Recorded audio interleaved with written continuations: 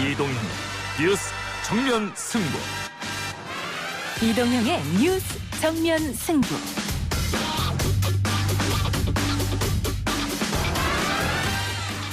청취자 여러분 안녕하십니까, 이동형입니다. 목포시의 차명 부동산 매입 등 투기 혐의로 재판에 넘겨진 손혜원 전 의원이 1심에서 징역형을 선고받았습니다.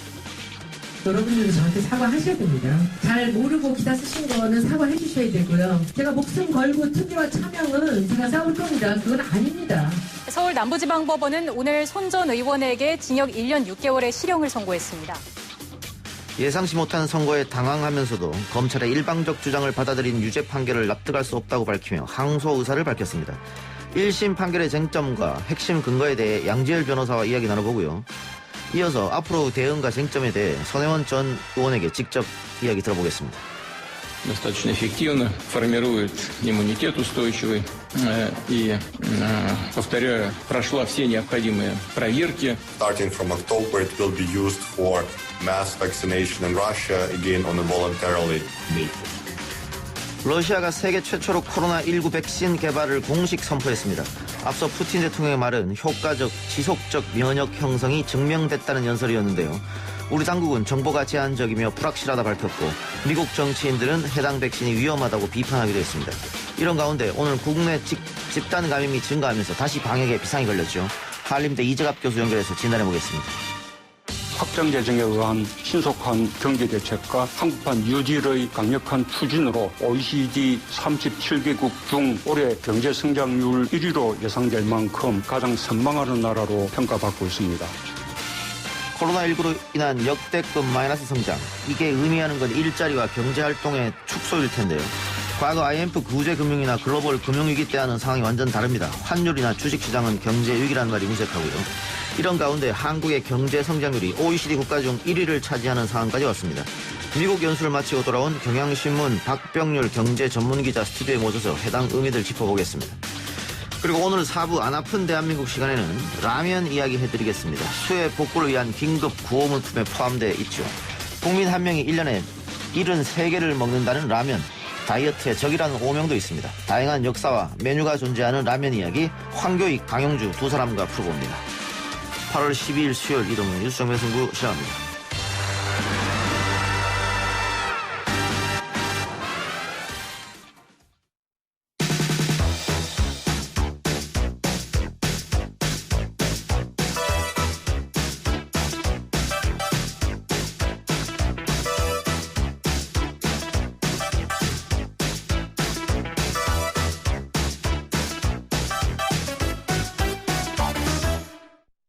손혜원 전 의원에 대한 법원의 1심 판단이 나왔습니다. 징역 1년 6개월이 내려졌고요. 손혜원 전 의원 측은 즉각 항소하겠다는 입장이었습니다.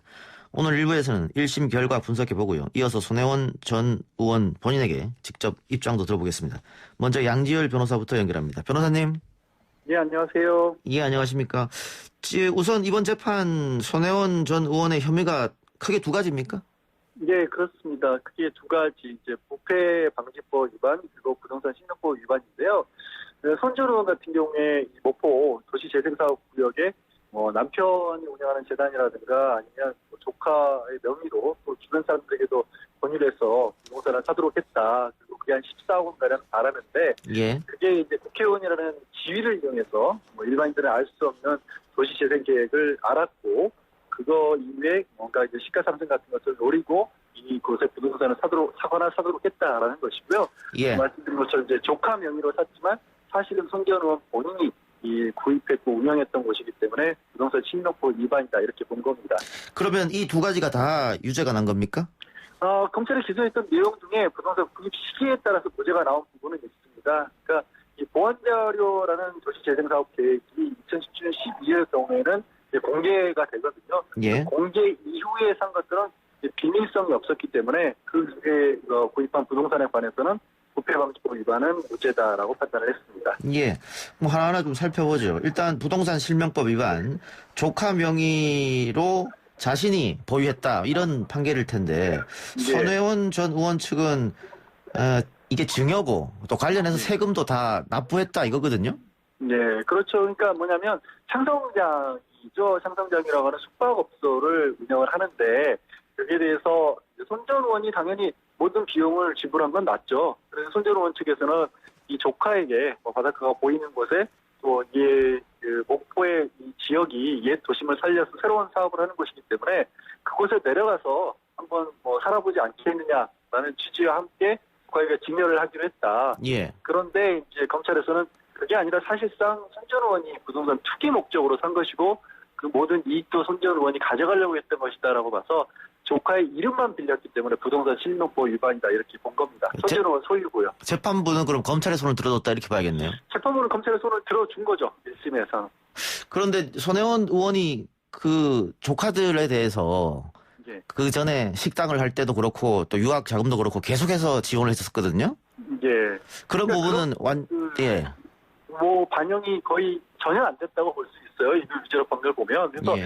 재판부가 오늘 밝힌 판결 이유 가운데서도 선뜻 납득하기 좀 어려운 부분들이 몇 개 눈에 띄는데요. 예. 일단은 이 도시재생 사업이라고 하는 순수한 목적과 함께 경제적인 이익을 추구하려는 사익도 있었다라고 하거든요. 예. 근데 이제 손 전 의원 같은 경우에는 목포의 그 구도심 지역의 문화적 가치에 관해서 굉장히 오래전부터 주변 분들에게 공개적으로 얘기를 했었고 예. 사실 너무 공개적으로 이 부분을 강조를 했기 때문에 오히려 이게 정치적이니까 국회의원으로서 지위에 안 맞는 거 아니냐 비판도 좀 받았지 않습니까? 예.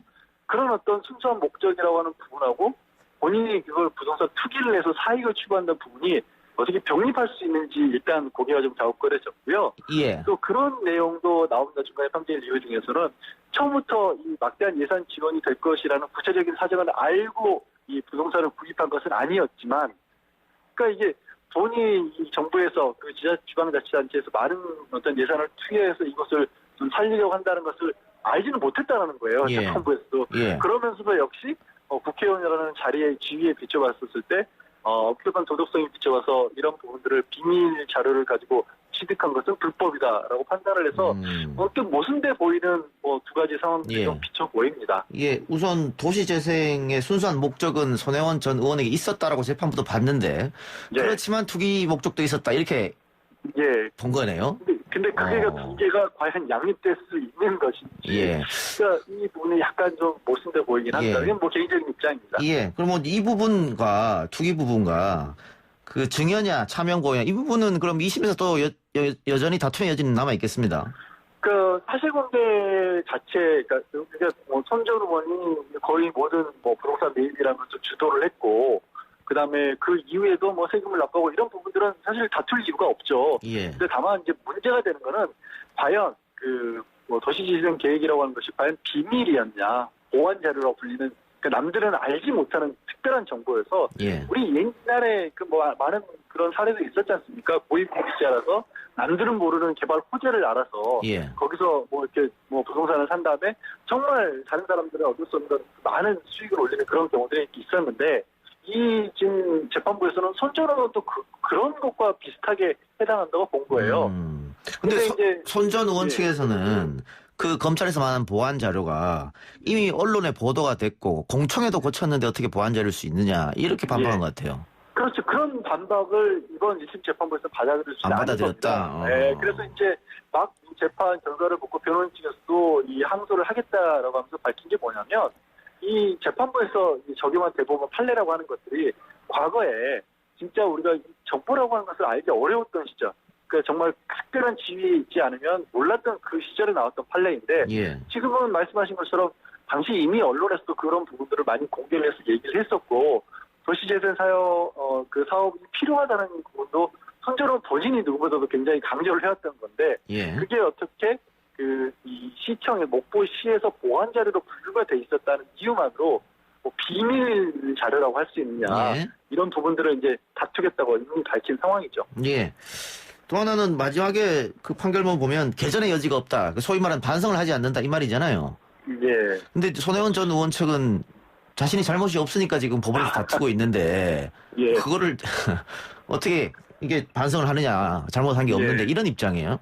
그러니까 당연히 그렇고요. 그리고 재판부에서 사실 1년 6개월 선고를 하고 집행유예를 붙이지 않았습니다. 예. 그런데도 불구하고 법정 구속을 안 했어요. 그 얘기가 뭐냐면 사실 두 가지입니다. 정말로 부인하는 게 아니라 정말로 범행을 저지르지 않았다라면 완벽하게 무죄라는 건데, 그럼 나중에 뭐 항소심에서 결과가 뒤집히더라도 1년 6개월의 실형을 해서 몇 개월이라도 만약에 복역을 한다면 이게 아주 억울한 상황을 만들어내는 거 아니겠습니까? 예. 그러니까 재판부 역시도 100% 확신했다고 보지는 저는 않는 거예요. 그래요. 네. 그리고 지금 손 전 의원이 이 문제를 최초 보도한 SBS를 상대로 소송을 제기했지 않습니까? 네네네. 이 재판 결과가 그 소송에도 영향을 미칠까요?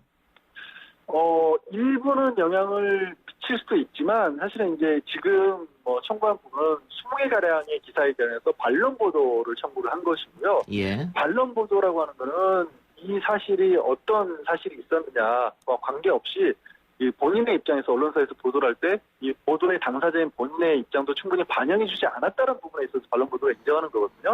그래서 지금 1심에서는 20개를 청구한 것 가운데 4개를 인용을 했습니다.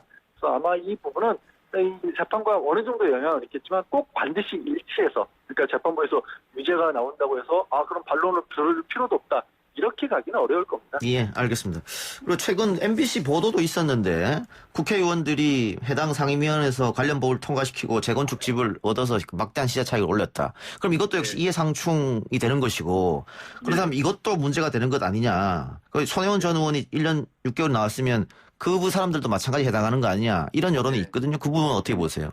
충분히 그렇죠. 사실 이제 손 전 의원 문제가 불거졌을 때 국회에서 뭘 했습니까? 이른바 이해충돌 방지법을 제정을 하겠다라고 사실 얘기가 나왔어요. 예. 그런데 국회의원들이 검토를 하고 보니까 아니 이 이해충돌 방지법이란 걸로 그대로 적용을 하게 되면 자기네 지역구에 벌어지는 일로 자신들도 처벌을 받을 수 있다라는 걸 또 감지를 한 거죠. 예. 그래서 그때 당시 이해충돌 방지법 만들겠다고 그렇게 목소리를 높이다가 쓱 사라지고 말았거든요. 예. 근데 사실 좀 어찌 보면 좀 어이가 없는 그런 상황이죠. 예. 알겠습니다. 양질 변호사님, 오늘 인터뷰 고맙습니다. 네, 고맙습니다. 예. 뉴스 신동. 이 작가와 함께하는 비포장 뉴스 해학. 뉴스 정면 승부. 이어서 손혜원 전 의원 연결하겠습니다. 의원님 나와 계십니까? 네, 안녕하십니까. 예. 1심 결과 우선 어떻게 받아들이시는지요?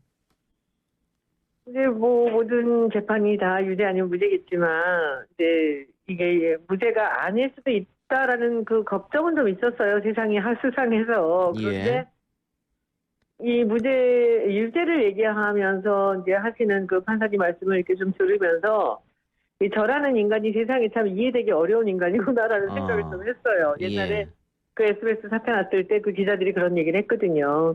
제 조카들한테 돈을 1억씩 7천만 원씩 증여했다는 얘기를 우리더러 믿으란 얘기냐. 근데 오늘 언뜻 그 생각이 나는 거예요. 예. 판사님이 이렇게 그것도 처음에 이제 한 6개월 이상 했던 판사가 있고 그다음에 바뀐 분이거든요. 예. 그래서 걱정을 했어요. 이게 저를 이해하지 못하면 되게 복잡한 사안이거든요. 예. 저를 알면 쉬운 사안인데 예. 근데 이분이 어떻게 이 사안을 다 이해를 하고 판결을 내리실까라는 걱정을 했었는데 오늘 딱 그 판결을 들으면서 저는 뭐 좀 담담할 수 있었던 게 이분을 내가 그 시간 안에 한 달에 한 번 하는 그 재판으로 그 이해를 시킨다는 것이 상당히 어려운 일이구나라는 생각을 좀 했습니다. 예, 알겠습니다. 예, 이제 뭐 남은 게 맙니까지. 네. 예.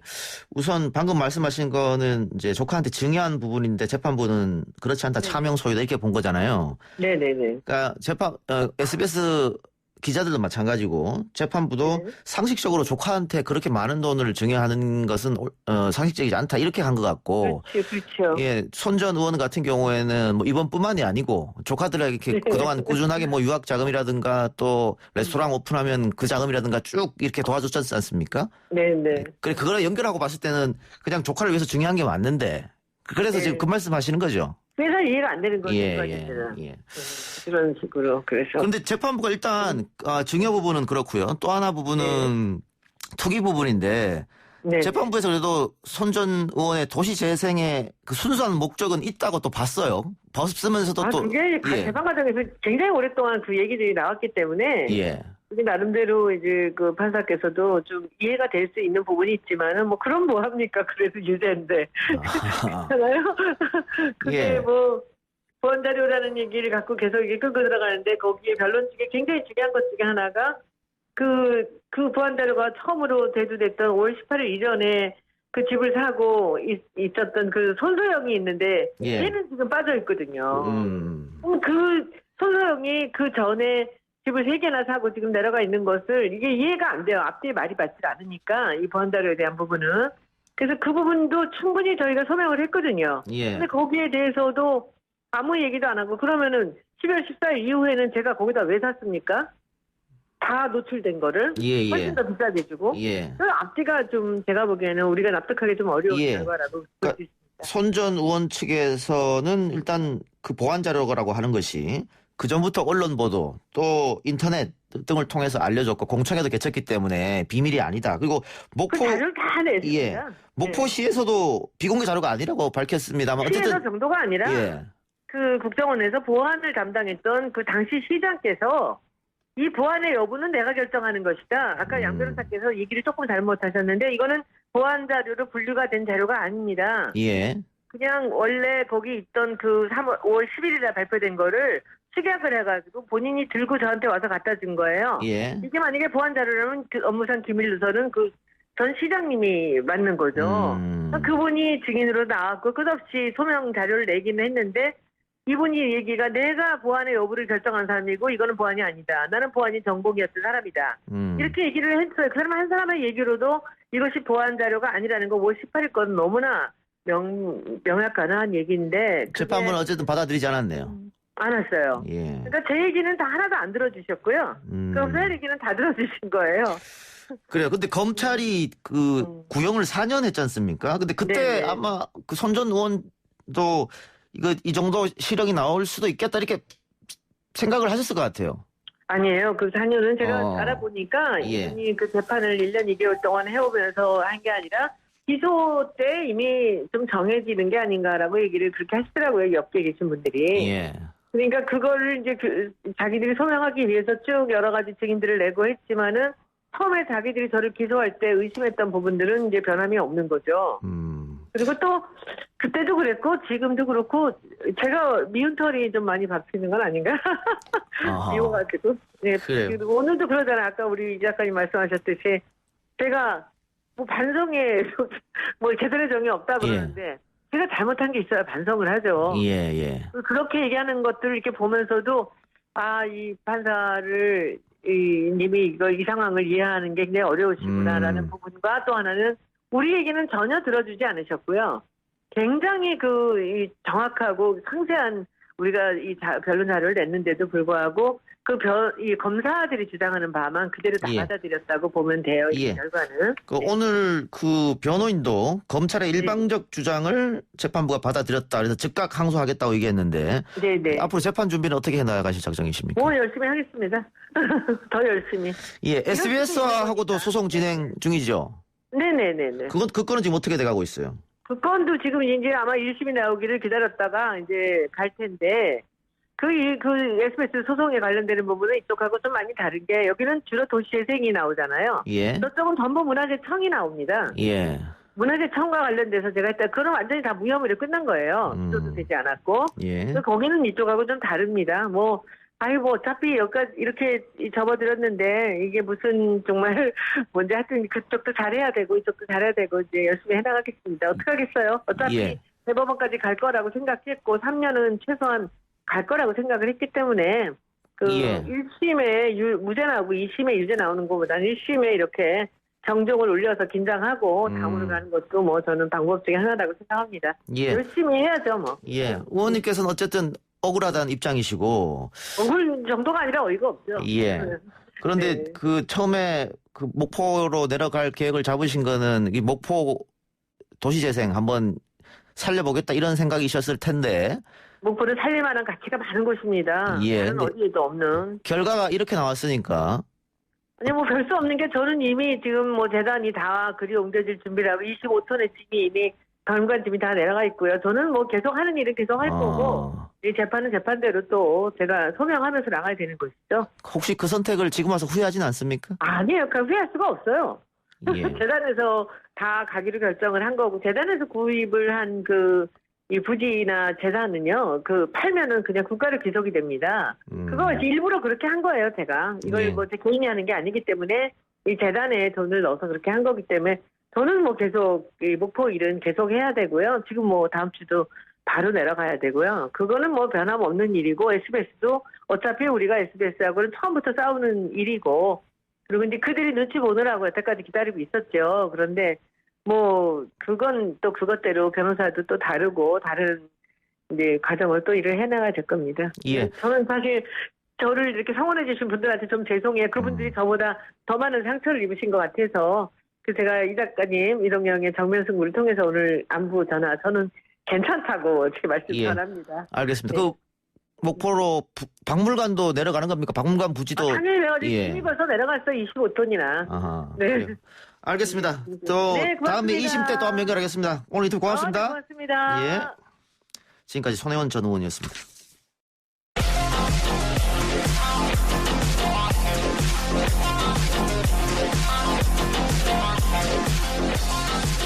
오늘 나온 뉴스들 언박싱해드린 기자 언박싱. 오늘은 아주경제 김태현 기자 나왔습니다. 어서 오십시오. 안녕하십니까, 김태현입니다. 오늘 청와대 비서진 개편이 있었네요.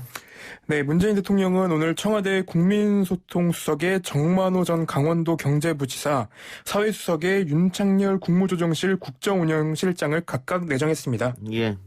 두 사람의 양력을 좀 봅시다. 네, 정만호 신임 국민소통수석은 고려대 경제학과 출신으로 한국경제신문 경제부장, 사회부장을 지내는 등 기자로 활동하다가 2002년 새천년 민주당 수석전문위원으로 정치권에 입문을 했습니다. 예. 그리고 윤창열 신임 사회수석은 서울대 외교학과 및 행시 출신으로 공직생활 대부분은 총리실에 몸을 담았고요. 문재인 정부에서는 국무조정실, 사회조정실장과 국정운영실장을 지냈습니다.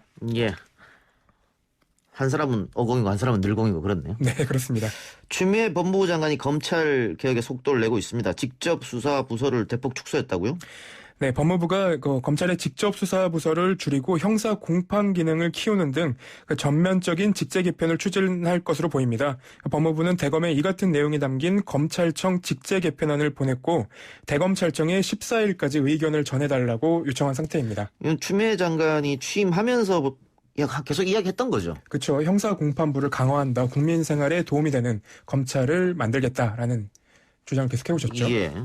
여기서 좀 설명 좀 더 부탁드립니다. 어떻게 하겠다는 건지. 네, 일단은 직접 수사 부서를 없앤다는 말을 계속 해왔죠. 그래서 검찰총장을 보좌하는 수사정보정책관, 그리고 반부패 강력부 선임연구관, 공공수사부 공공수사정책관, 과학수사부 과학수사기획관. 그러니까 이 이름들은 사실은 저희가 자주 접해보진 못했는데 이전에 이제 한동훈 검사가 반부패 강력부 부장이었고 그 밑에 있었던 이제 선임연구관 차장급 직제를 4개를 없애는 겁니다. 예. 그리고 대표적으로 이제 수사정보정책관의 경우에는 법무검찰개혁위원회에서도 정치적으로 악용될 소지가 크다면서 폐지를 권고한 적이 있는데요. 이게 예전에는 이제 범죄정보과, 아까 범정이라고 불렸던 예. 것입니다. 그래서 실제로 우병우 전 민정수석 등이 이 자리를 거치기도 했고요. 그리고 형사과는 이제 2개에서 5개로 늘어나는데 서민 다중피해 범죄를 담당하게 될 형사 3과, 그리고 여성 아동 범죄 및 디지털 성범죄를 맡게 될 형사 4과, 소년 피해자 지원을 맡는 형사 5과 등이 각각 새롭게 만들어집니다. 그리고 재판을 진행하는 공판과도 한 개 더 신설될 것으로 보입니다. 알겠습니다. 이동재 전 기자의 공소장이 공개된 이후에 시끌시끌합니다. 한 5주 동안 6주 정도 되는가요? 327회 연락을 했다. 네. 한쪽에서는 그렇게 연락을 많이 했냐? 한쪽에서는 네. 그게 뭔 연락을 많이 한 거냐? 이렇게. 근데 이게 그냥 인생을 통틀어서 327회가 아니라 그 이철 전 밸류 인베스트 코리아 대표를 이동재 기자가 취재를 하는 기간에 몰려 있습니다. 네. 그러니까 통화는 15차례. 그 15차례고 문자 카카오톡이 327회죠. 그래서 대다수의 기사들을 보면은 연락을 했다는 내용은 담겼지만 구체적인 내용이 없다. 그리고 당연히 연락을 했다는 것만으로는 아무런 입증이 되지 않으니 그거는 문제가 없다. 예. 네, 그렇게 얘기들이 나옵니다. 예. 근데 이제 이동재 전 기자가 7월 2일자로 조선일보랑 한 인터뷰 당시에 한 말을 살펴보면은 여기는 조금 더 이해가 안 됩니다. 예. 그때 어떤 말을 했냐면 난 6년차 기자다. 친해봤자 얼마나 친하겠나. 한 검사장은 나에게 상당히 어려운 사람이었고 2에서 3월, 그러니까 2월부터 3월까지 2달간 5번의 통화 기록이 나왔지만 정말 친한 사이였다면 부산까지 가서 만났는데 밥도 먹었겠지. 15분만 대하고 나왔겠나. 나는 한 검사장과는 둘이 밥 한 번 먹어본 적이 없다. 예. 이런 발언을 합니다. 안 친했다고 조선일보에다가 얘기를 했는데 네. 지금 보니까 5번 통화는 아니고 15번 통화하고 네. 또 300여 차례 이렇게 카톡을 나눴다. 네. 그러니까 이전 기자가 조선일보랑 인터뷰한 내용과는 좀 다르다. 이 말이죠. 왜냐하면 네. 그 조선일보 인터뷰에서 한 검사는 나에게 상당히 어려운 사람이다라고 네. 했는데 어려운 사람하고 이렇게 많이 통화를 할 수 있느냐, 카톡을 주고받을 수 있느냐, 뭐 이 얘기죠. 그렇죠. 굉장히 어려운 사람이라는 부분에 이제 포커스가 가더라고요. 생각이 그쪽으로 가는데 일단은 이 발언이랑 그리고 이동재 기자가 얘기했던 그 사실들 그리고 실제로 어떤 뭐 시간 순서대로 나열을 해보면 연락은 1월 26일부터 3월 22일까지 총 327회입니다. 그중에 172회는 이철 전 밸류인베스트 코리아 대표에게 편지를 보낼 당시고 155회는 그 이후입니다. 그리고 이제 정치적인 내용을 정말로 다 빼놓고 보면은 어려운 사람과 327회 연락을 했다는 거고 예. 연락은 취재를 하던 시기에 집중이 돼 있고 취재가 막히니까 어려운 사람에게 전화를 했습니다. 여기 보면은 이제 그 이철 밸류인베스트 코리아 대표의 대리인인 그 지모 씨가 더 이상 같이 하기는 어렵다라는 얘기를 하고 그 이후에 이제 그 한동훈 검사한테 연락을 한 거죠.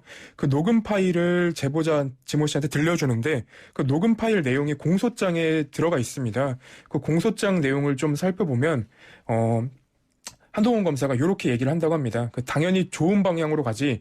기본적으로 보면 한 배를 타는 건데. 그리고 연결해 줄 수 있냐라고 이동재 기자가 그 지모 씨 얘기를 전하니까 당연히 연결해 줄 수 있다. 제보에 그 내용을 가지고 범정을 접촉해. 범정은 제가 앞서 말했던 그 직제에 있는 그 총장이 그 정보를 얻는 그 직위였습니다. 거기랑 연결시켜줄 수도 있다 이 말인가요? 네, 그렇습니다.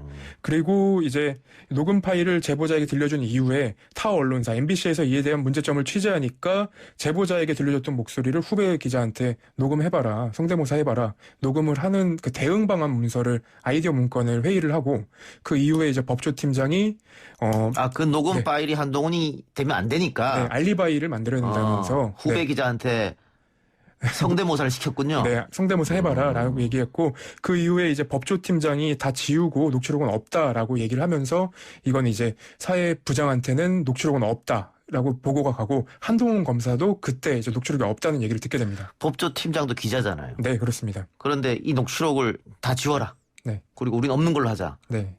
이건 증거인멸 아닙니까? 그렇죠. 조사 보고서에는 이런 내용들이 나오는데 지금 일단은 한동훈 검사와 이동재 기자는 부인을 하고 있죠.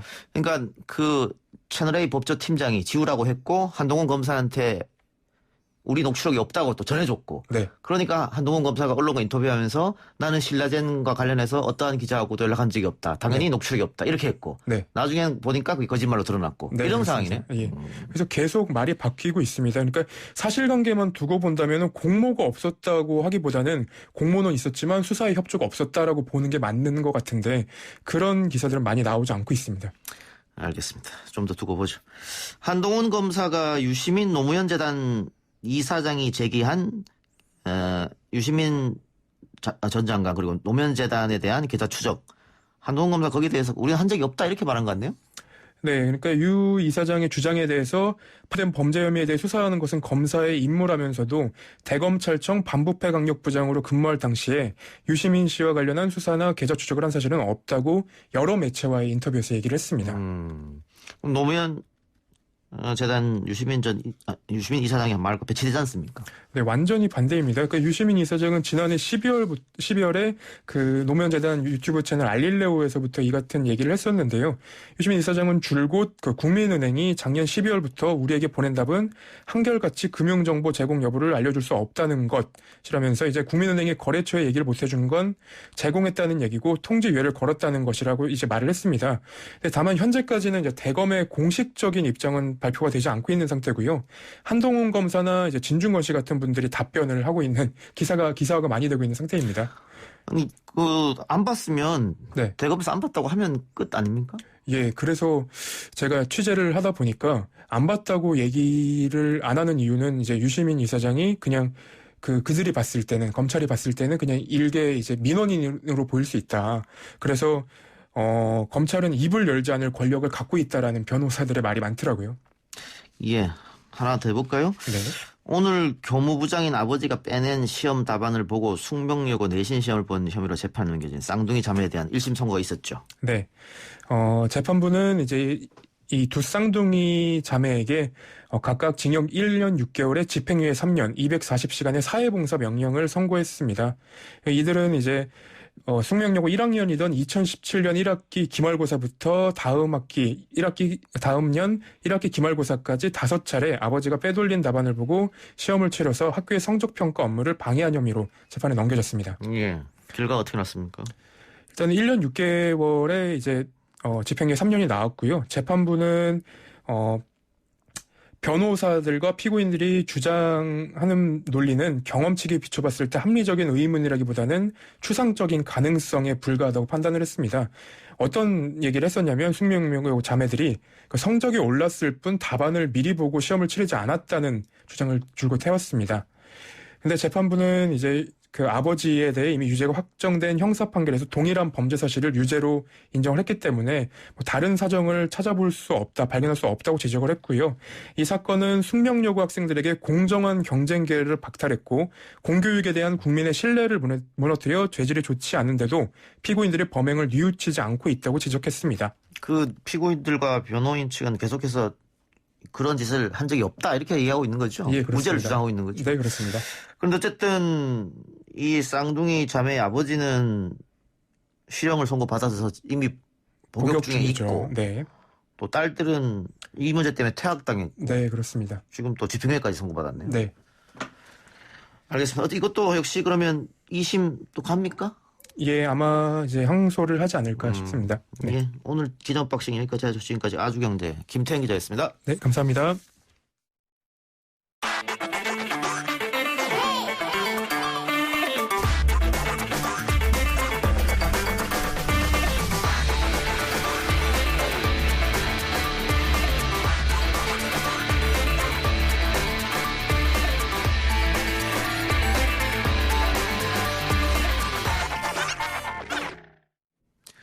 러시아가 세계 최초로 코로나19 백신을 공식 등록해 관심을 모으고 있습니다. 러시아 정부가 국가 차원에서 공식 사용하도록 승인을 했지만 미국 등 서방 국가들과 국제기구들은 안전성이 검증되지 않았다면서 우려를 나타냈습니다. 우리 정부도 안전이 입증돼야 국내 도입을 판단할 수 있다고 밝혔는데요. 관련해서 한림대 강남성심병원 감염내과 이재갑 교수 연결하겠습니다. 교수님 나와 계십니까? 네, 안녕하세요. 예, 방금 제가 말씀드린 대로 러시아가 세계 최초로 코로나19 백신을 정식 승인했습니다만 안정성 논란이 계속되고 있는 것 같습니다. 어떻게 보십니까? 보통은 이제 백신이 출시가 되려면 보통은 이제 축약을 하더라도 3단계 과정의 연구는 이제 진행을 해야 되는데요. 예. 3상 연구를 하는데 대규모 사람들 대상으로 해서 안전성하고 효과를 증명해야 되는데 이 3단계 연구를 생략한 상태로 그냥 허가를 냈거든요. 예. 그래서 이거는 그러니까 통상적인 백신의 허가 상황을 따르지 않았을 뿐더러 그다음에 대규모 접종을 통해서 이제 소규모 맞았을 때 이제 나타나지 않는 그런 부작용 사례가 있는지를 확인하는 과정을 거치지 않았기 때문에 그래서 일단은 지금은 좀 너무 정보가 부족한 상태, 연구도 다 진행되지 않은 상태로 생각이 됩니다. 예. 아무리 급하다고 하더라도 임상시험을 뛰어넘는 경우는 없다 이 말씀이죠? 그러니까 정말 연구를 못하는 상황에서는 이렇게 할 때가 좀 있어요. 생물 테러 같은 경우는 일부러 환자를 많이 감염시킬 수 없으니까 2단계까지 연구를 하고 비축을 해놓는 방식으로 이제 허가를 내놓는 적은 있는데 이건 예. 생물 테러 상황이 아니라 실제 환자가 발생하고 있는 상황이기 때문에 이거는 연구가 진행이 가능한 상황이라서 이런 상황에서는 지금 백신을 이제 외국은 다 지금 미국이나 중국, 그다음에 영국 같은 경우 3단계 연구 다 시작했거든요. 예. 그래서 이제 그러지 않고 하는 거는 조금 너무 좀 다급하게 일을 진행하고 있는 게 아닌가, 좀 경솔한 게 아닌가 이런 생각이 좀 듭니다. 그 3상을 마치기 전에 승인을 했다. 결국은 부작용 우려가 제일 큰 겁니까? 네, 그러니까 이제 효과도 문제인 게 예. 사실은 이제 3단계, 2단계까지는 주로 항체가 잘 생기는지 정도의 연구로 끝나거든요. 예. 이게 3단계 들어가야 이 사람이 백신을 맞고 나서 질병에 실제 걸리는지 안 걸리는지에 대한 효과를 증명하는 단계가 3단계 연구거든요. 예. 그러니까 이제 그리고 또 대규모 맞춰서 안정성을 증명하는 건데 그 효과도 불분명한 상황이고 안전한지 여부도 확인이 안 된 거니까 사실 이게 정말 맞춰야 되나라는 생각이 드는 백신인 거죠. 예. 그런데 푸틴 대통령은 효과적이고 지속적인 면역 형성이 증명됐다. 이렇게 얘기를 했단 말이죠. 사실은 이제 면역성이 오래 간다는 걸 증명하려면 적어도 몇 달 계속해서 접종한 사람들을 이제 달마다 이제 혈액을 뽑기도 해야 되지만 그 사람이 1년 동안 계속 안 걸리는지도 여부를 봐야 되는 거거든요. 근데 지금 아무리 빨리 만들었다고 하더라도 5, 6개월밖에 안 된 백신일 텐데 그게 장기 면역성이 있다라고 얘기를 사실 못 하거든요. 지금 상황에는. 예, 그래서 피를 뽑아도 1년 정도, 7년에서 2년 정도 뭐 간다고 얘기를 하는 것 같은데, 그러면 이미 그 접종한 사람이 1년, 2년 지나서 피를 뽑아봐가지고 항체가 아직까지 있네, 이렇게 증명을 해야 되는 상황인데, 그건 지금 뽑을 수도 없는 상황이잖아요. 기간이 안 지나서요. 예. 그래서 장기적으로 간다는 것 자체도 믿을 수가 없게 되는 거죠. 관련 정보를 러시아가 공유를 할까요? 전 세계적으로 어떻게 보세요? 그러니까 일단은 WHO에 자기네가 이제 뭔가 이제 했으니까 이제 자료를 WHO 수준에는 공개하지 않을까 생각은 드는데 뭐 계속 공개를 안 한다면 자국에서 맞출 수 있을 정도지 외국에다가 수출한다든지 외국에 공유를 한다든지 이런 건 불가능할 거라 생각이 듭니다. 예, 알겠습니다. 우리 백신 개발은 어느까지 와 있나요? 일단 지금 DNA 백신 한 가지가 이제 사람 대상으로 연구가 시작돼서 지금 진행 중이고요. 1단계 연구가. 그 다음에 이제 그 단백질 항원으로 만들어진 백신 같은 경우는 동물 실험 단계에 있어서 지금 빨라야 되면 말이나 2022년 초 정도가 돼야 아마 출시가 가능하지 않을까 이렇게 예측을 하고 있어서 지금 빨리 진행되는 국가에 비해서 1년 정도 좀 늦게 진행이 되고 있습니다. 예. 그 방금 말씀하신 것대로 빨리 진행되는 국가는 뭐 9월, 10월까지 얘기 나오던데요? 네, 그렇습니다. 지금 이제 영국 백신하고 중국, 미국 백신이 좀 빨리 가고 있는데요. 지금 빠르면 10월 정도 연구, 10월이나 12월 정도 사이에 대부분의 지금 세계 국가에서 연구가 맞춰질 것 같고요. 거기서 효과가 증명되고 안전한지 증명되면 대규모 생산을 시작하니까 빠르면 이제 조기 접종 대상자도 올해 말 또는 내년 초부터 접종이 가능하지 않을까 이렇게 예상을 하고 있더라고요. 그 국가들에서는. 근데 빌 게이츠가 한국이 백신 연구에 앞서가고 있다 이런 얘기를 했는데 그건 조금 그럼 사실관계가 다르네요. 그러니까 이제 임상적인 부분, 그러니까 이제 새로운 백신을 개발하는 부분에 있어서는 늦은 게 맞는데요. 그러니까 백신의 공정 부분에 있어서는 우리나라 내에 아주 좋은 공장들이 몇 군데가 좀 있습니다. 그래서 그러니까 이제 개발을 못하더라도 외국에서 만든 백신을 뭐 라이선스를 받아온든지 아니면 공동 생산 방식으로 들어와서 생산은 사실 내년 지금 언제든 가능한 거거든요. 우리나라가. 그래서 이제 그런 생산도 가능하다 보니까 아마 우리나라도 초기에는 외국에서 만든 백신을 국내 공장에 생산해서 아마 공급할 거고 이후에 우리나라 백신이 나오면 우리나라 백신으로 이제 스위칭을 해서 하는 그런 투트랙으로 갈 가능성이 높은데 아마도 우리나라에 있는 그런 공장에 대한 그런 신뢰성 때문에 그런 얘기를 하지 않은 생각이 듭니다. 알겠습니다. 확진자 상황도 좀 짚어보죠. 1일 신규 확진자 수는 50명 아래로 유지되고 있습니다만 지역 감염자가 20명대를 기록하고 있습니다. 근데 휴가철 집단 감염을 항상 걱정했었는데 그 부분은 관리가 좀 잘 되는 것 같긴 해요. 어떻게 보세요? 그러니까 일단 이번에 비가 많이 와가지고요. 휴가를 많이 못 떠나신 부분들도 있는데 사실 걱정인 건 또 비가 많이 오다 보면 실내 활동을 많이 하시게 되잖아요. 그래서 그렇게 되면 이제 지금 한 2주 이상 비가 왔으니까 확진자들이 나올 시기가 이번 주 다음 주에 좀 나올 수도 있는 상황이고 사실 지금 뭐 교회 발루에서 뭐 시장이나 이런 데 발생한 것들도 일종의 이제 우기여서 사람들이 실내 활동하면서 발생할 가능성이 높은 환자분들이긴 또 맞아요. 그래서 아마도 지금의 상황들이 어차피 계속 유지되지 않을까 생각이 좀 듭니다. 예.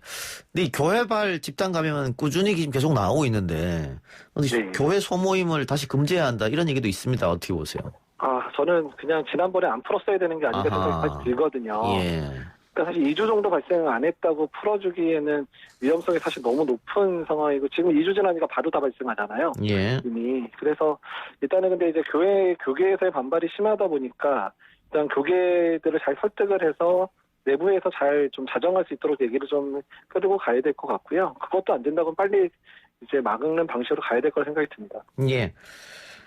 한편 영국 공영방송 BBC죠. 한국이 여름 휴가철 해수욕장 방역에 모범을 보이고 있다 이런 보도를 했는데 일본에서도 비슷한 보도가 나왔습니다.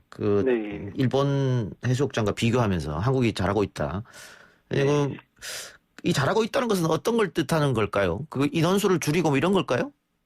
네, 일단은 이제 밀집도를 줄이는 게 제일 중요하거든요. 예. 일단 야외이기 때문에 실내보다는 안전하긴 하지만 밀집도가 올라가면 야외나 실내가 똑같아지기 때문에 그래서 밀집도를 줄여서 일단은 그런 사전 예약 시스템이라든지 아니면 하는 것들을 한다든지 아니면 지금 현재의 그 사람 수가 많으면 뭐 빨간불이 들어온다든지 이런 식으로 이제 사람들을 이제 좀 통제를 하고 있고 또한 사람이 마스크를 안 쓰는 경우도 계속 계도를 하는 거, 또 저녁에는 아예 취식 못하게 하는 그런 방법들을 동원하고 있는데 어쨌든 나름 아이디어를 잘 모아가지고 어쨌든 잘 하고 있는 걸 생각이 듭니다. 예, 알겠습니다. 교수님 오늘 말씀 감사합니다.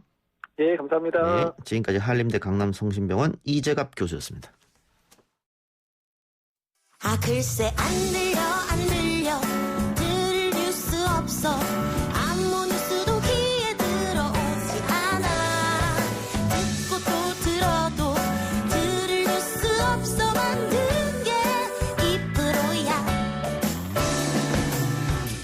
이동영의 뉴스 정면승부 YTN 라디오 이동현 뉴스 정면승부 3부 시작합니다. 코로나19 여파로 세계 경제가 상당히 좋지 않습니다. 이 와중에 우리는 선방하고 있다는 사실이 OECD가 발표한 지표를 통해 확인이 됐는데요. GDP 성장률은 마이너스 0.8%. 물론 마이너스란 역성장입니다만 다른 나라와 비교해보면요. 미국은 마이너스 7.3%, 일본은 마이너스 6%, 프랑스 마이너스 11.4% 이렇습니다. 이 지표를 제대로 분석해보기 위해서 경제 전문 기자인 경향신문 박병률 기자 스튜디오에 모셨습니다. 어서 오십시오. 네, 안녕하세요. 자, OECD 보고서가 발표되고 정부와 청와대는 고무된 반응입니다.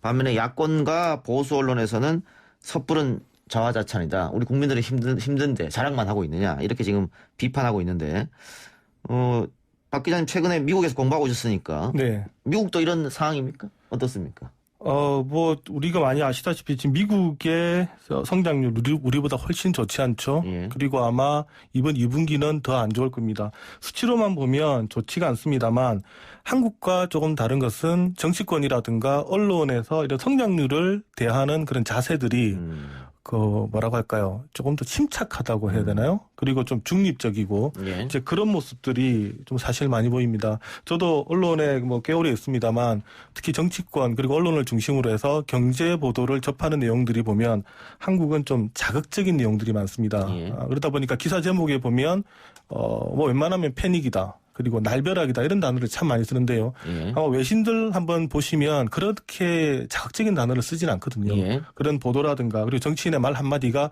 실제로 경제 심리에 미치는 영향이 많다 보니까 상당히 좀 자중하고 조심스러워하는데 거기에 비해서 우리나라는 조금 좀 감정적인 보도 또 감정적인 접근 또 때로는 진영 논리에 치우친 또 일방적인 주장들이 좀 많지 않나 예. 좀 그런 우려를 하고 있습니다. 방금 진영 논리 말씀하셨는데 최근에 이와 관련해서 조선일보가 올해 성장률 OECD 1위, 내년엔 34위 추락 전망 이런 제목의 네. 기사를 냈어요.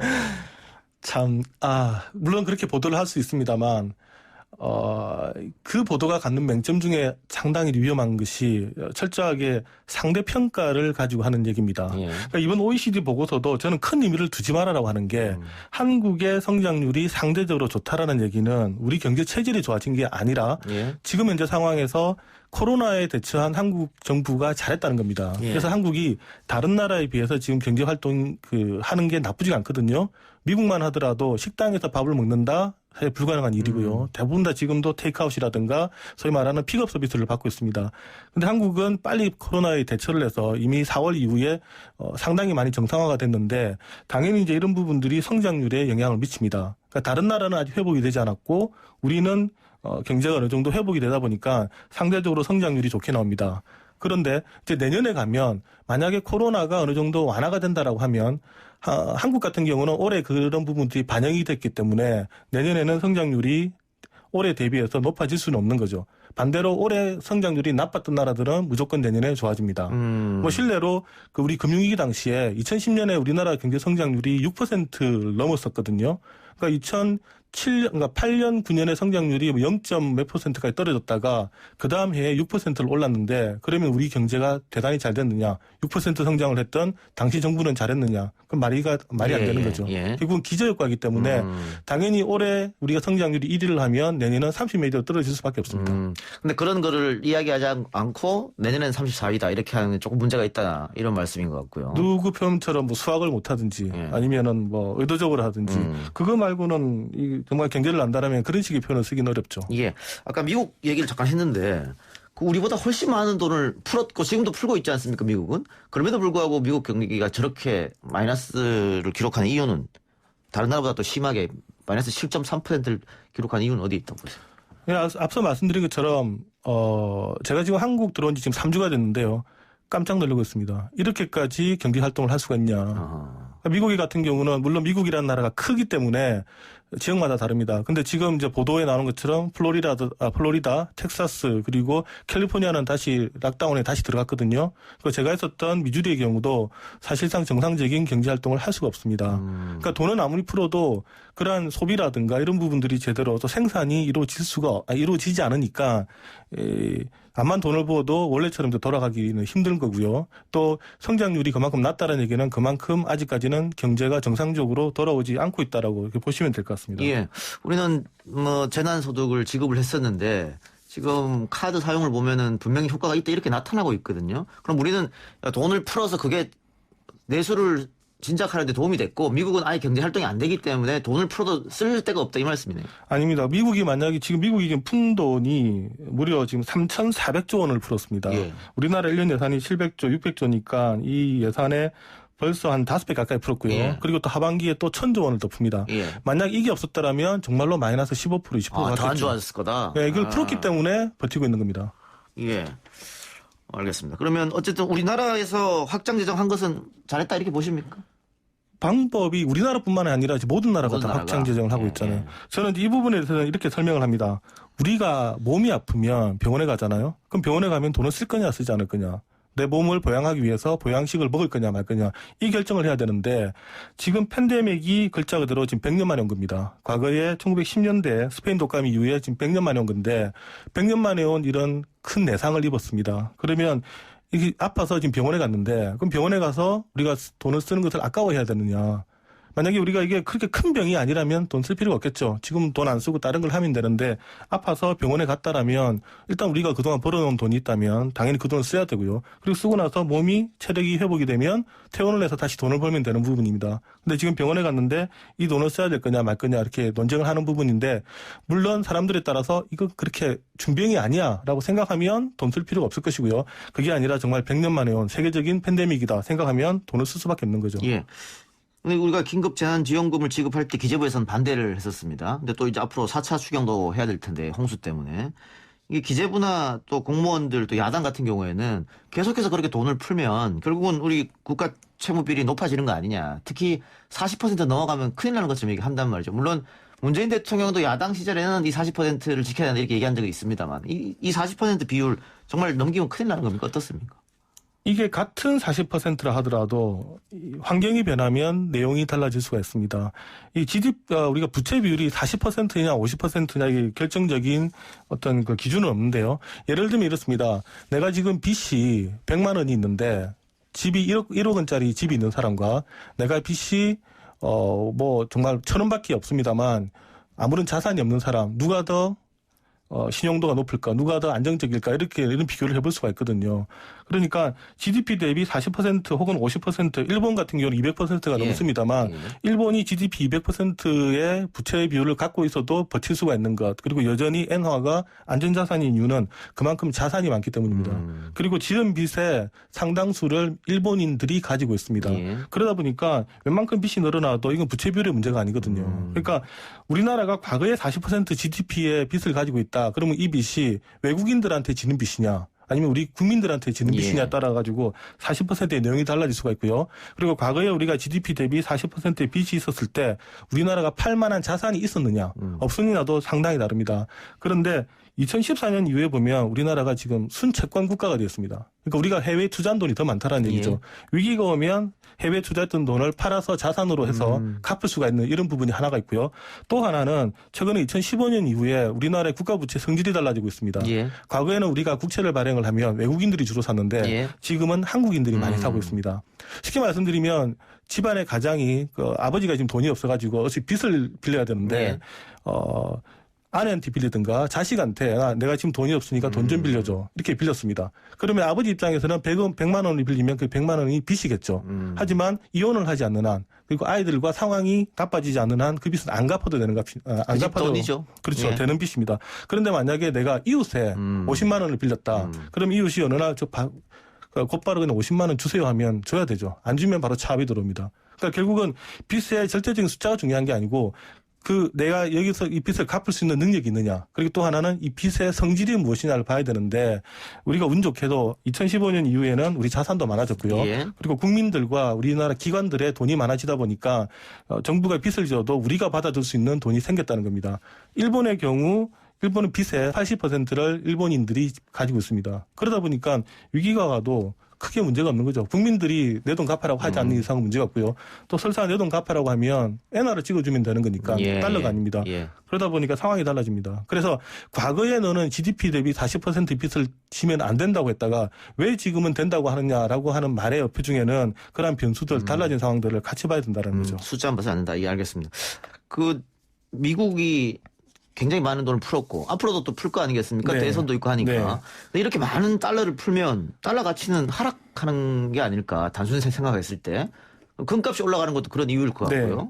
그럼 달러 가치가 하락하면 어떤 일이 벌어지는 겁니까? 근데 달러 가치가 과연 하락을 할까도 또 봐야 됩니다. 예. 미국도 많이 풀었지만 한국도 많이 풀었거든요. 일본도 많이 풀었고. 예, 예. 가치라는 것은 상대적인 건데 미국이 많이 푼 만큼 일본이나 한국이나 유럽도 같이 풀고 있습니다. 그러다 보니까 이 가치가 특별하게 떨어지지 않는 것이죠. 그리고 또 하나는 결국 위기가 왔었을 때 결국 사람들이 한국 돈을 살 것이냐 달러를 살 것이냐 결국은 달러를 산다는 예, 겁니다. 예. 분명히 저희가 볼 때는 지금 미국의 경제 수준에 비해 가지고 달러의 힘이 좀 과다하다는 생각은 합니다만 미국과 경쟁할 수 있는 세계 경제 국가가 없습니다. 독일도 좋지 않고요. 일본도 좋지 않고 중국도 마찬가지입니다. 그러다 보니까 결국 위기에는 살 수 있는 게 달러밖에 없는 부분입니다. 다만 금과의 관계는 그나마 달러에 대적할 수 있는 게 금이다 보니까 금 가격이 계속 올라가고 있습니다. 앞으로 향후 일반적인 전망으로 하면 달러 가치가 하락할 것으로 봐야 됩니다만 여전히 미국 경제 탄탄하고요. 보시다시피 미국 주가 보면 장난 아니지 않습니까? 예, 예. 이제 이런 부분들을 보면 이 큰 폭에 과연 달러 가치가 하락할까 저는 좀 생각하기 좀 어렵다고 봅니다. 예, 주식이 계시니까 조금 이해가 안 되는 게 어쨌든 미국 주식은 계속 올라가더라고요. 코로나19 때문에 네. 안 좋음에 불구하고. 근데 한국 주식도 최근에도 2,400선을 또 회복을 했단 네, 말이죠. 엄청 올랐습니다. 예, 이게 동학 주식 운동이다 이런 말도 있는데 개미들이 이제 네. 막 했고 앞으로 한국 증시는 어떻게 될 것인가 예측은 쉽지 않겠습니다만은. 네, 정말 어제 언론이 썼죠. 올라도 안 이상하고 내려도 안 이상하다. 예, 예. 전 그게 정답이라고 봅니다. 최근에 이런 상황을 외국 언론들은 어떻게 표현하냐면 그레이트 락다운이라는 표현을 씁니다. 예. 그러니까 대공황을 그레이트 디프레션이라고요. 그리고 금융위기 이후를 그레이트 리세션이라는 단어를 쓰고 그리고 이번에 그레이트 락다운이라는 말을 쓰는데 우리말로 풀어보면 대공황 그리고 대침체 그리고 이제 대봉쇄 이렇게 봅니다. 근데 지금 이 세 번의 큰 경제 구조의 상황들이 지금 다 다르다는 얘기거든요. 과거의 대공황이나 그리고 이제 대침체의 경우는 소위 말하는 경제 시스템이 무너진 것이고 이번에 대봉쇄의 경우는 소위 말하는 팬데믹 때문에 예. 경제 시스템은 그대로인데 우리가 일상적인 생활을 하지 못하는 겁니다. 그러니까 과거는 어떻게 보면 바이러스로 인해서 감기에 걸렸던 거라면 지금은 교통사고가 나서 외상을 당한 건데요. 그러다 보니까 지금 경제가 움직이는 게 과거에 우리가 생각했던 것과 전혀 다른 형태로 다른 모습으로 보입니다. 그러니까 시스템 자체가 망가진 건 아니니까 돈을 풀어놓으니 그 돈이 계속 자산으로 가고 있고요. 자산으로 가는 게 부동산과 결국은 주식으로 가는데 주식시장만 하더라도 원래는 주식시장은 그 기업들의 실적에 따라서 좌지우지가 돼야 되는데 돈이 원체 많다 보니까 지금 작동을 하지 않는다는 얘기죠. 그러다 보니까 앞으로 주식이 더 오를 거냐 덜 오를 거냐 예측하기 어렵습니다. 우리가 지금 가지고 있는 정보는 과거에 이렇게 했으니 오를 것이다, 이렇게 했으니 떨어질 것이다라는데 지금과 같은 상황은 과거에 없던 상황이라는 거죠. 이렇게 많은 돈을 푼 적도 없었고요. 경제 시스템은 그대로인데 소위 말하는 인간들이 활동을 하지 못해서 그래서 수익이 떨어지는 이런 상황은 없었다는 겁니다. 그러니까 전망하기 쉽지가 않은 거죠. 그러니까 확실한 것은 유동자금이 너무 많다는 거잖아요. 그게 결국은 그럼 어디로 갈 것이냐. 은행에 넣어놓지는 않을 테고 금리가 너무 낮으니까. 그러면 부동산 아니면 주식이다. 근데 최근에 정부가 강하게 부동산을 규제하니까 결국은 주식으로 몰릴 게 아니냐. 뭐 이런 예측을 하는 분들도 좀 있더라고요. 그렇습니다만 또 주식은 언제든지 또 폭락할 수가 있죠. 그러니까 공매도를 칠 수도 있고요. 그러니까 주식이 부동산과 다른 것은 주식은 가격이 폭락을 해도 돈 버는 사람들이 있습니다. 물론 지금은 이제 공매도를 정부가 막아놨습니다만 이게 영원히 오를 수는 없죠. 부동산과 다르게 주식은 오르다가도 아마 주식 투자하신 분들 생각할 겁니다. 이거 떨어지면 어떡하지? 누구나 다 그런 심적인 요구가 있거든, 그런 불안감이 있거든요. 그래서 돈이 많다고 과연 끝까지 주식시장을 갈 거냐고 좀 지켜봐야 되죠. 예. 또 부동산 얘기도 했으니까 지금 OECD 그 보고서에 의하면 한국 실질 주택 가격이 다른 OECD 회원국에 비해서 안정적이다 이렇게 분석했습니다. 근데 이렇게 얘기하면 우리 국민들은 고개를 좀 갸우뚱할 것 같아요. 이 의미는 뭡니까? 이게 이제 국가들마다 형식이 좀 많이 다른데요. 최근에 베이징의 집값도 폭등을 했었고요. 그리고 이제 과거에 런던이나 토론토 그리고 뉴욕의 집값도 많이 폭등을 했던 상태입니다.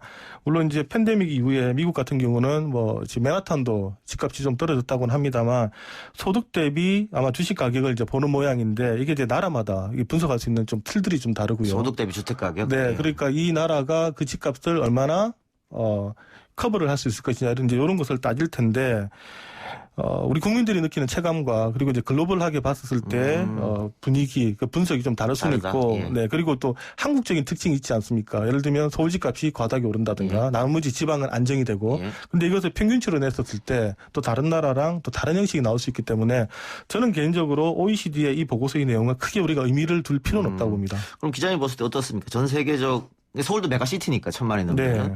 뭐 런던, 도쿄, 뭐 뉴욕, 뭐 또 다른 뭐 아시아 쪽에서는 뭐 홍콩도 포함될 수 있겠고 이런 큰 도시의 주택 가격하고 우리 서울하고 가격이 바로 비교하면 서울 주택 가격이 그렇게 높진 않다. 또 이런 얘기도 있더라고요.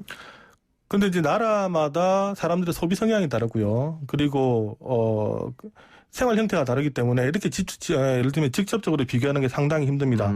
예를 들어서 한국의 경우는 교육에 대한 비용이 너무 많이 나갑니다. 그러면 교육에 대한 비용을 빼고 나서 우리가 소득 활동할 수 있는 돈을 따져야 되는데 이런 것들이 미국이나 이런 쪽과는 비교가 안 되죠. 돈을 쓸 수 있는 거의 다 포함해서 생각해 보면 네, 그러니까 빼버리면은 쓸 게 맞습니다. 없다. 그러니까 각 나라마다 그 나라에 맞는 어떻게 들어가는 그런 비용들이 있습니다. 뭐 예를 들면 약간 개도국으로 갈수록 이제 식료품에 대한 비용이 많이 들어간다든가 이제 이런 식으로 있는데 그래서 이 다른 나라에 비해서 한국은 어떠냐 말하기는 상당히 좀 쉽지 않은 구석들이 있습니다. 예, 알겠습니다. 부동산 마지막으로 하나 더 여쭤보죠.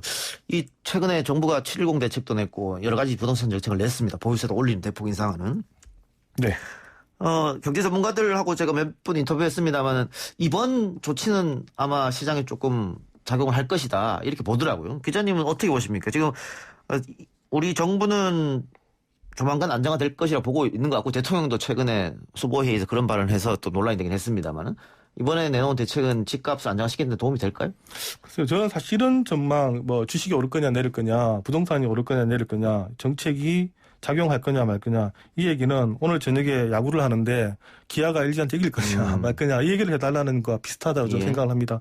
전체적인 팀의 구성을 보면 이겨야 되는 경기인데 막상 경기를 하다 보면 외적인 변수가 생겨서 전혀 다른 결과가 나오는 것처럼 이걸 정말로 작동을 해서 결과가 나오기 전까지는 아무도 전망하기 힘듭니다. 다만 저희가 할 수 있는 것은 이러한 조치들이 지금 현재 한국 경제, 한국 부동산에 봤었을 때 적절할 것이냐 하지 않는 거냐는 것을 이제 직관적으로 설명을 할 수는 있죠. 하지만 그게 전체적인 이제 전망을 그러니까 결과를 가져오는 것은 아니라고 봅니다. 뭐 좋은 선수가 있다고 항상 그 경기를 이기는 건 아니기 때문에 지나고 나서 결국은 볼 수밖에 없는 그런 정책들이 많습니다. 다만 이런 정책 방향이 맞느냐 안 맞느냐는 제가 얘기를 할 수 있는데 저는 개인적으로 보유세를 올리는 부분은 맞는 방향이라고 보고요. 제가 이제 다른 데는 말고 미국의 경우만 제가 좀 말씀을 드리겠습니다. 저도 1년 동안 미국 있으면서 사실 가장 관심이 많았던 부분들이 이제 부동산 부분인데, 부동산의 소위 말하는 보유세 실효세율을 한번 봤었거든요. 우리나라 보유세 실효세율이 0.15% OECD 기준으로 이 정도 됩니다. 이 0.15%라는 얘기는 무슨 말이냐면 내가 만약에 우리나라에 5억 원 집을 갖고 있으면 한 75만 원 정도의 보유세를 낸다 이런 얘기입니다. 아마 생각해 보시면 5억 원 정도 집 가지고 있으면 한 75만 원 정도 이 재산세를 내는 게 맞을 겁니다. 근데 미국의 경우를 제가 보니까요. 미국의 보유세 실효세율이 가장 낮은 데가 올 때 지금 찾아보니까 하와이인데 0.27%입니다. 우리가 0.15인데 하와이가 0.27%. 그러면 우리나라에서는 5억 원 세금에 75만 원을 내지만 하와이는 135만 원을 낸다는 얘기고요. 그리고 뉴저지의 경우는 실효세율이 2.47%입니다. 즉 5억 원짜리 집을 뉴저지에 가지고 있으면 1,235만 원에 세금을 낸다는 얘기입니다. 우리나라의 거의 16배 정도 세금을 내는 거죠. 거기서 세금 폭탄이란 말 안 합니까? 그게 이제 과거부터 계속 내왔던 부분들이니까요. 그러니까 이제 미국의 경우는 이런 겁니다. 내가 돈이 있다고 집을 살 수 있는 게 아니라 그러니까 목돈이 있어 집을 사고 나서 그 집을 유지할 수 있는 능력이 있을 때 집을 삽니다. 그러니까 우리나라 같은 경우는 갑자기 내가 10억이 생겼다. 너 뭐 할래? 집을 살 수 있습니다. 이유가 뭐냐면 보유세가 낮으니까.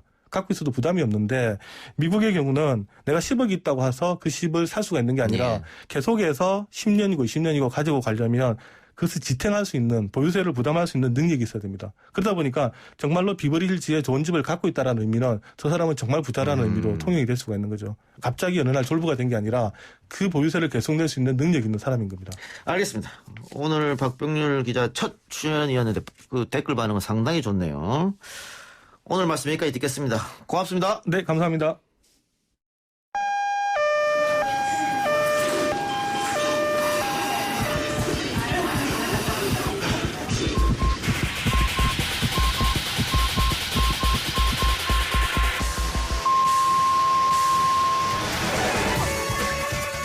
많이 아파.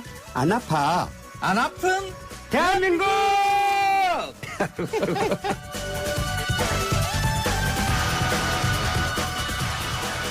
수요일 4부 오늘은 안 아픈 대한민국 시간입니다. 맛있는 한 그릇에 담긴 건강한 세상 건강한 문화 이야기 맛보는 시간 맛 칼럼니스트 황교익 씨 안 아파 의원 원장 강용주 원장 나왔습니다. 어서 오십시오. 안녕하세요. 황교익입니다. 안녕하세요. 강용주입니다. 지난주 금요일이었죠. 네. 민어를 그 비싼 민어를 진행자인 제가 쏘았습니다. 잘 먹었습니다. 네, 잘 먹었습니다. 이번대로 잘 넘어갔습니다. 역시 덕분에. 가진 분 옆에 있어야지. 민어를 한 번 더 먹지. 네, 민어가 그렇게 비싼 음식인지 몰랐습니다만. 근데 저는 와 맛있어 이러지 않았어요. 이게 음식이라는 게 맛있다라고 느끼는 것은 익숙해진 거거든요. 저 처음 먹어봤거든요. 그래서 네. 어릴 때부터 이제 늘 먹어왔던 익숙해진 음식에 대해서는 맛있다라고 생각하는데 지금 이동열 작가 같은 경우는 안동에서 그 산골에서 먹었던 음식이 그렇게 다양하지 못하니까 맛있어 할 음식이 별로 없죠. 그냥 광어나 우럭이 더 맛있는 것 같더라고요.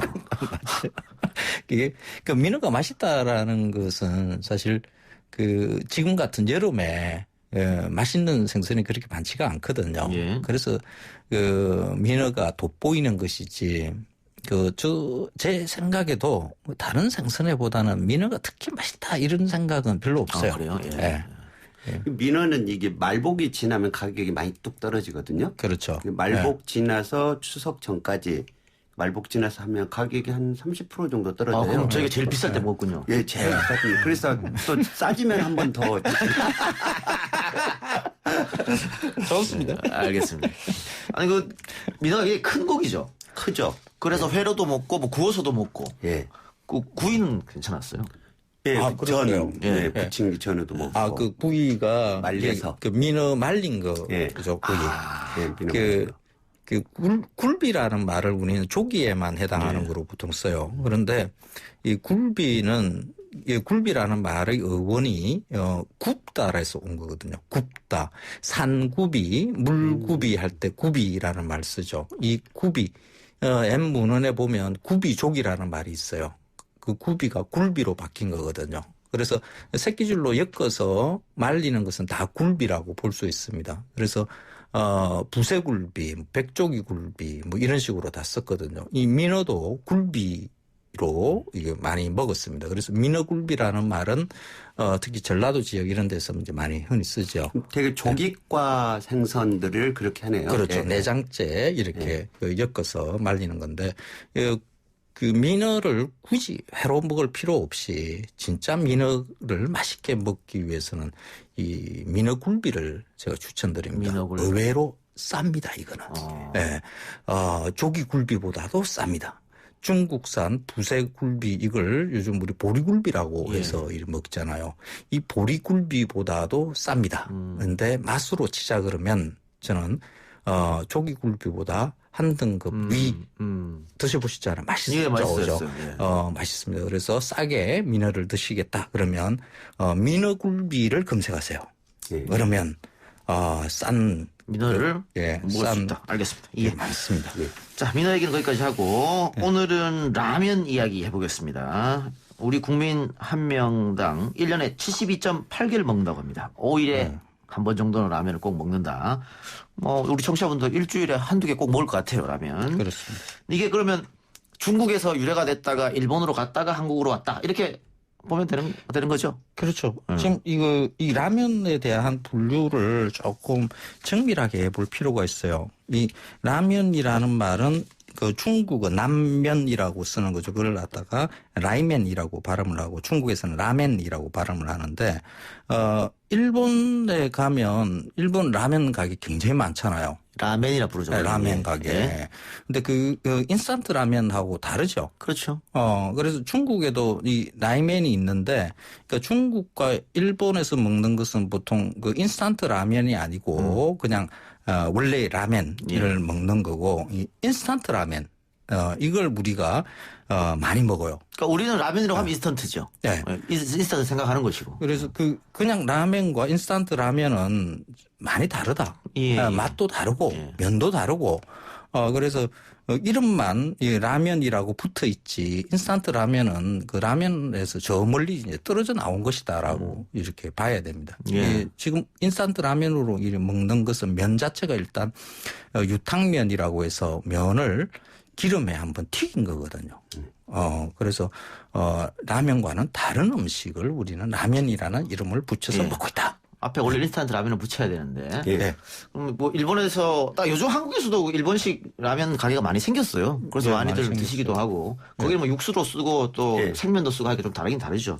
그런 만큼 가격도 비싸는 것이고. 맞습니다. 근데 우리가 말하는 건 어쨌든 인스턴트 라면입니다. 우리 국민들이 가장 즐겨 먹는 음식이다. 여기 지금 우리 댓글에도 남이 끓여주는 라면이 제일 맛있다 이런 얘기가 있는데 아니 이게 가장 맛있는 라면은 남이 끓여서 먹으려고 할 때 한 입 얻어 먹는 라면. 그게 한 젓가락 한 입만 한 입만 한 반텀 먹어버리는 이게 제일 맛있죠. 우리 집 아들이 그걸 제일 싫어해요. 그 라면 끓일 때 먹을래 하면 안 먹는다 그러죠. 그리고 끓놓고 나면 뺏어 먹는단 말이에요. 제가 그렇습니다. 자, 근데 라면이 계란을 넣어야 되느냐, 달걀을 넣어야 되냐, 넣지 않아야 되냐. 이것도 논쟁거리입니다. 넣어야 맛있다, 아니다. 그냥 라면 고유의 맛을 느껴야 된다. 넣지 말아야 됩니다. 이게 이제 우리가 식품의 3대 영양소 하면은 단백질, 지방, 탄수화물이잖아요. 그렇죠. 그럼 탄수화물이 6, 그 다음에 단백질이 2, 지방이 2 정도 들어가야 되는데 라면은 지방이 30이 넘어요. 지방이 그렇게 그 대신에 유탕면이니까. 단백질이 8 정도밖에 안 되거든요. 예. 그러니까 지방이 많고 단백질이 적은 음식이기 때문에 이 부족한 영양학적으로 보충을 하기 위해서는 거기에 계란을 넣어 먹는 게 단백질 보충을 위해서 아니면 치즈나 이게 영양학적으로 맞는 얘기가 될 것 같죠. 그리고 이거 그 달걀 넣는 방법도 이게 제각각이에요. 그 우리 집 가족들이 이 라면 끓이는 법을 이렇게 보면 이게 달걀을 어떻게 넣느냐 이거 가지고 이제 서로 논쟁이 붙거든요. 그냥 끓기 전에 이렇게 그냥 넣는 방법이 있고 그걸 휘휘 저어서 냄비를 막 불에서 끄집어낼 때 그때야 넣어야 된다고 주장하는 사람이 있고 처음부터 이렇게 달걀 노른자를 깨트리지 않고 그냥 고스란히 잘 반숙된 상태로 가져와야 된다는 사람이 있고 지각각이에요. 그래서 우리 집에서는 라면을 먹게 되면 제각각으로 다 끓여야 돼요. 그 라면 하나, 그 달걀 때문에. 그런데 뭐 맛은 뭐 그 어떤 식으로 달걀을 넣든지 간에 맛은 뭐 비슷하지 않는가. 그죠? 워낙 강하니까. 달걀의 맛이? 아니면 라면의 맛이? 라면 맛이 워낙 강하거든요. 강하니까. 그래서 달걀을 넣으나 안 넣으나 맛은 비슷한 거 아닌가. 예. 그 라면의 생명은 물 조절 아닙니까? 물 조절이죠. 물 조절일 것 같아요. 라면의 생명. 백컵 하는데 이제 가장 맛있게 끓이는 500cc를 가지고 라면을 끓이라고 보통 하죠. 500cc. 그래서 끓이는 시간이 2분 30초를 안 넘어야 된다. 여기는 라면에 들어있는 성분이 밀가루하고 전분인데 이 전분이 2분 30초가 넘으면 풀어지기 시작한대요. 그래서 2분 30초 이내에 끓여서 먹어라. 그렇게 얘기를 하죠. 2분 30초네. 근데 이 물 조정을 저는 눈대중으로 하는데 네. 어떤 때는 물을 너무 많이 넣어서 맛이 없을 때고 있고 또 너무 적게 넣어서 너무 중간에 끓이다가 너무 적어서 물을 더 넣으면 맛이 없어지잖아요. 그런 게 있어요. 중간에. 그러니까 지금 라면 자체가 너무 짠 음식이에요. 그래서 염도가 너무 높기 때문에 좀 덜 먹어야 된다라고 그러니까 간을 약하게 해서 먹어야 된다는 생각들을 많이 가지고 계세요. 그래서 물을 많이 넣기도 하는데 제 생각은 그냥 정량으로 넣고 국물을 조금 덜 먹는 방식으로. 저는 사실 그 라면 국물이 너무 맛있거든요. 이게 너무 맛있으면 참아야 돼요. 거기다 밥을 또 말아서 참아야 돼요. 그까지 가면 절대 안 되거든요. 그래서 한 3모금 정도의 국물만 먹고 버리거든요. 이 건강을 위해서. 예. 이 보면은 라면 한 봉지에 들어있는 나트륨 양이 2,000mg 정도 돼요.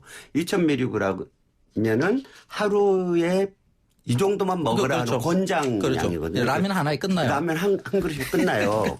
근데 우리가 그런 다른 음식을 또 세 끼를 먹어야 되지 않습니까? 그렇죠. 그래서 나트륨 섭취를 줄여주는 게 제일 좋은데 그게 첫 번째 방법이 황 선생님 이야기하시는 것처럼 국물을 남긴다. 두 번째, 이 국물 라면보다는 비빔라면으로 먹었을 때 한 40% 정도 나트륨 양이 줄어든다. 그래요? 그 다음에 이 라면을 두 개를 이 그릇을 냄비를 두 개를 해가지고 여기서 끓여서 한번 숯으로 옮겨서 하면은 27% 정도 나트륨 양이 줄어든다. 아, 그래요? 네, 그렇습니다. 그 다음에 이제 이건 먹을 때 이 칼륨, 나트륨 배출을 도와주는 칼륨이 많은 채소, 과일 이런 것들을 같이 먹는데 특히 우리 토마토 라면 하면 맛있잖아요. 토마토 괜찮아요. 토마토 하면. 네. 토마토 한 반쪽 정도를 이렇게 썰어서 넣어보세요. 아주 괜찮습니다. 그 일본의 후쿠오카를 가면 그 유명한 라면 중에 하나가 이 토마토 라면이에요. 맞아요. 그러면 이 느끼한 냄새가 없이 담백해져요. 저는 양파를 한 반 개를 집어넣는데. 좋죠. 그것도 괜찮습니다. 그렇죠. 맛있죠. 예. 양파도 괜찮습니다. 근데 다이어트의 적이다. 정말 쌀밥보다 다이어트 적일까? 이런 생각도 들긴 해요. 어때요? 이게 이제 라면 하나는 칼로리가 500칼로리 정도예요. 그럼 보통 성인은 보통 하루에 2000칼로리, 여자는 1500칼로리 정도. 남자들은 1800칼로리, 여성들은 1500칼로리 정도인데 라면 하나만 먹지는 않잖아요. 또 밥을 먹어야 되잖아요. 근데 라면을 먹고 우리가 살을 빼겠다 그러면 2시간을 걸어야 돼요. 2시간을 걸어야지 500칼로리가 소모되는 거기 때문에 라면은 살 빼기 위해서 먹는 거 아니죠. 맛있어서 먹는 거기 때문에 그건 감수를 해야죠. 그러니까 보통 그 라면을 소비하는 그 형태들을 보면 그 끼니로 이렇게 라면 하나만 딱 먹는 경우는 없어요. 보통 야식으로, 그러니까 간식으로 라면을 하나를 먹든지 아니면 자기 전에 죽음이죠. 밤 12시 넘어서 그 옆집에서 라면 냄새 넘어오면 그죠. 옆집 사람 정말 화나죠.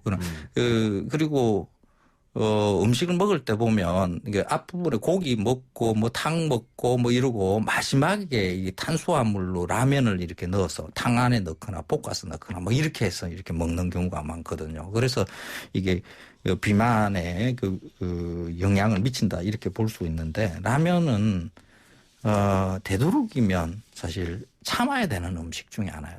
너무 맛있으니까. 근데 이제 아까 말씀드린 대로 우리나라가 세계 1인당 라면 소비율 세계 1위잖아요. 1위요. 압도적으로 1위입니다. 압도적 1위. 2위가 베트남인데 한 55개 정도 먹어요. 인도네시아가 54개.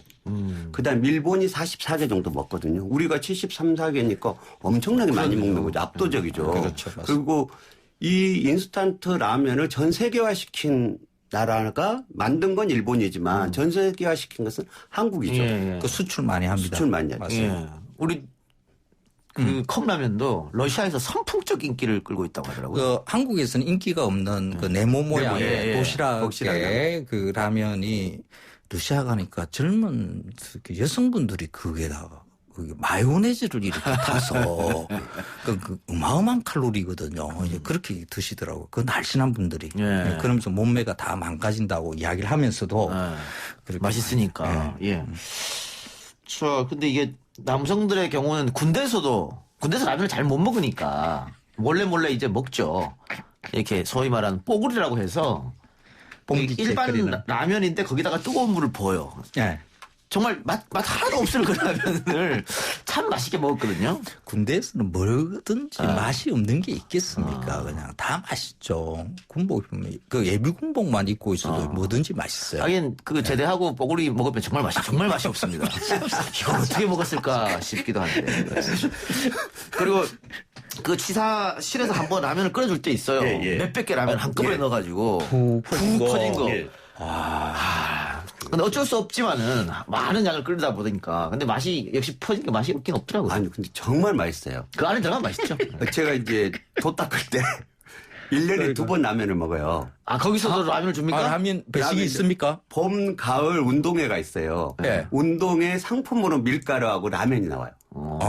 근데 이제 저희들이 이제 독방이니까 라면 끓여 먹지 못하잖아요. 불이 없으니까. 정치 보면 더더욱 독방이죠. 물든다고 날짜를 정해가지고 취사장에서 라면을 끓여줘요. 우리 사동 전체 것을. 받아가지고 라면을 가져가서 그러면 큰 통에다가 끓여갖고 오거든요. 다 퍼졌죠. 근데 1년에 2번 먹는 라면 맛은 정말 꿀맛이죠. 정말 맛있어. 국물 한 방울도 안 남기고 다 먹죠. 밥까지 말아 먹고. 그때 밥 시간하고 안 맞아요. 밥은 없었고. 김치는 나옵니까? 아니 없어요. 이게 인권 감수성이 부족한데 라면을 주면서 김치를 안 준다니. 아쉽네요. 단무지라도 줘야 되는. 없어요. 근데 1년에 2번 먹는 아무리 퍼졌어도 정말 맛있어요. 자, 그리고 요즘은 또 레트로 열풍이 있어가지고 옛날에 먹었던 라면, 그러니까 판매가 중단됐던 라면들이 새롭게 만들어지고 있습니다. 아마 우리 청취자분들 기억이 나실 텐데 청보 라면, 맞아요. 예, 야구단도 운영했었죠 청보가. 그리고 농심 까만소 라면. 포장지가 까만 기억 안 납니까? 까만소 라면 있었습니다. 잘 안 먹어가지고 제가. 그리고 삼양 200냥 라면.